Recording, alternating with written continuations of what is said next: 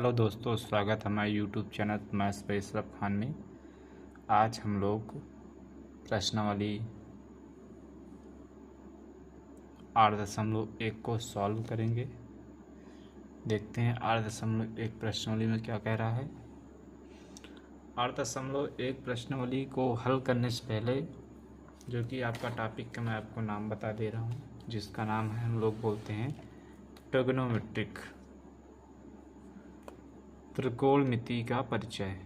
ठीक है ना, त्रिकोणमिति का परिचय। त्रिकोणमिति का परिचय क्या होता है? जैसे संभवतः त्रिकोणमिति के अतिरिक्त गणित की कोई ऐसी शाखा नहीं है जो उसकी माध्य स्थिति का स्थान ले। ओके, इस प्रश्नावली में आपको क्या करना है? आपको सबसे पहले हम लोग 8.1 प्रश्नावली को हल करेंगे, जो कि 8.1 प्रश्नावली को हल करेंगे। 8.1 प्रश्नावली को 8.1 प्रश्नावली को हल करने से पहले मैं आपको कुछ इसके बारे में चीज़ें बता दे रहा हूँ, कैसे प्रश्नावली को आपको कैसे कैसे क्वेश्चन आपको करने हैं और क्या इसमें बेसिक चीज़ें क्या होती हैं, वो चीज़ पहले हम चर्चा करेंगे। ठीक है ना, तो आइए हम देखते हैं, जो कि आपका टॉपिक का नाम है त्रिकोणमिति का परिचय। टॉपिक नेम क्या है? त्रिकोणमिति का परिचय। त्रिकोणमिति का परिचय।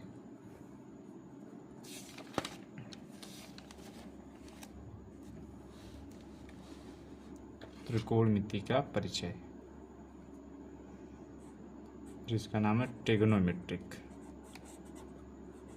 ट्रिग्नोमेट्रिक।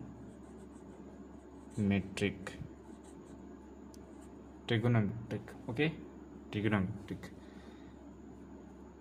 ट्रिग्नोमेट्रिक में आपको एक त्रिभुज से संबंधित चीज़ें दी जाएंगी, जिसमें आपको दो भुजा दी जाएगी और तीसरी भुजा आपको ज्ञात करना होगा। ठीक है ना, एक भुजा आपको दी जाएगी, तीसरी भुजा आपको फाइंड करना होगा, यानी ज्ञात करना होगा। ठीक है, तो देखेंगे ट्रिग्नोमेट्रिक आपकी एक त्रिभुज पर आधारित प्रश्नावली होती है।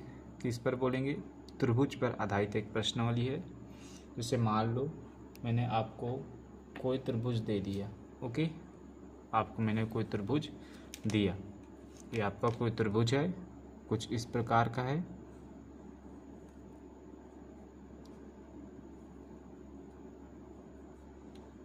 ये कुछ मैंने आपको, ये कोई त्रिभुज आपको दिया, ये दिया।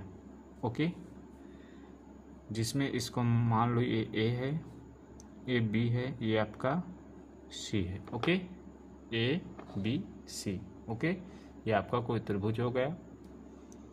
इसको हम लोग बोलते हैं लंब बोलते हैं। इसको क्या बोलते हैं हम लोग? लंब बोलते हैं। इसको हम लोग आधार बोलते हैं। क्या बोलते हैं? बोलेंगे इसको हम लोग आधार बोलते हैं। ठीक है, इसके बाद इसको हम लोग कण बोलते हैं। कण सबसे बड़ी भुजा होती है। कण क्या होती है? सबसे बड़ी भुजा होती है। इसको हम क्या बोलते हैं? हम लोग कण बोलते हैं। ठीक है ना, ये चीज़ आपको समझ में आ गई होगी। तो इसमें से एक फार्मूला निकल के आता है दोस्तों, जो कि आप बहुत बार कक्षा आपने 8 में पढ़ा होगा कि कण पर बना वर्ग शेष दोनों भुजाओं पर बने वर्गों के योगफल के बराबर होता है। ओके, अर्थात कण स्क्वायर बराबर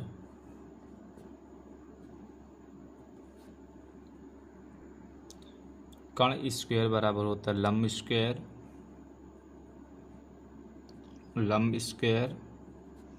प्लस आधार स्क्वायर। ओके, पहला फार्मूला कण के स्क्वायर बराबर क्या होता है?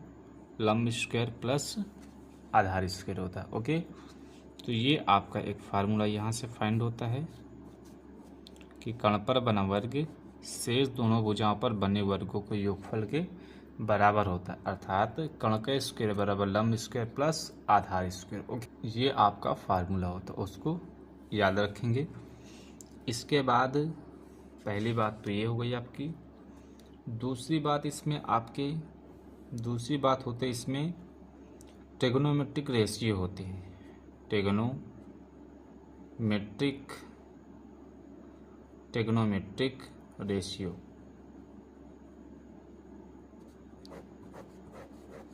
ट्रिग्नोमेट्रिक रेशियो क्या होते हैं आपके, जो कि ट्रिग्नोमेट्रिक रेशियो आपको 3 पढ़ने हैं। क्या होते हैं? 3 होते हैं। पहला आपका होता है जिसको हम बोलते हैं साइन थीटा होता है, दूसरा आपका होता है टैन थीटा, और तीसरा आपका होता है कॉस थीटा। ओके, ये आपके 3 रेशियो होते हैं ट्रिग्नोमेट्रिक में। पहला क्या होता है? साइन थीटा होता है, पहला साइन थीटा, दूसरा टैन थीटा, तीसरा कॉस थीटा। ओके, इसके बाद साइन थीटा बराबर क्या होता है, और टैन थीटा बराबर और कॉस थीटा बराबर। ओके, याद रखेंगे कि साइन थीटा का उल्टा होता है कॉसेक थीटा। साइन थीटा का उल्टा क्या होता है? बोलेंगे कॉसेक थीटा होता है। साइन थीटा का उल्टा बोलेंगे कॉसेक थीटा। इसके बाद टैन थीटा का उल्टा होता है कॉट थीटा। फिर कास का उल्टा होता है सेक थीटा। क्या होता है? Sec theta. ओके, इसको बोलेंगे सेक थीटा उल्टा होता है। साइन का उल्टा कॉसेक, टैन का उल्टा कॉट और कास का उल्टा सेक होता है। इसके बाद एक फार्मूला होता है। एक फार्मूला क्या होता है? एक ट्रिक होती है आपको याद करने की। एक होता है लाल बटे कक्का, लाल बटे कक्का। इससे आप ये ज्ञात करते हैं कि टैन थीटा बराबर क्या होता है, कॉस थीटा बराबर क्या होता है, साइन थीटा बराबर क्या होता है। इससे आपको नॉलेज हो जाएगा। ओके, अगर हम बात करें साइन थीटा बराबर, तो ये साइन का रेशियो होता है, ये साइन का, और ये कॉस का, और ये टैन का होता है। ऐसे याद रखेंगे, ये साइन का, कॉस का और टैन का। तो साइन थीटा बराबर होता है एल से लंब, के से कण, और ए से आधार होगा। ठीक है ना? तो बोलेंगे साइन थीटा बराबर होगा तो लंब बटे कण होगा। साइन थीटा बराबर क्या हो जाएगा? लंब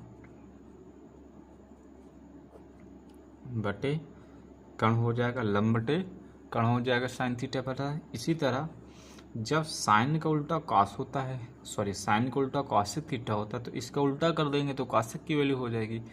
तो अगर आपसे पूछ ले कोई, तो कॉसेक थीटा बराबर क्या हो जाएगा? कण ऊपर हो जाएगा और लंब नीचे हो जाएगा, कण बटे लंब हो जाएगा। क्या हो जाएगा? कण बटे लंब हो जाएगा। ओके, इसी तरह सेम टैन थीटा बराबर क्या होता है? लंब बटे आधार होता है।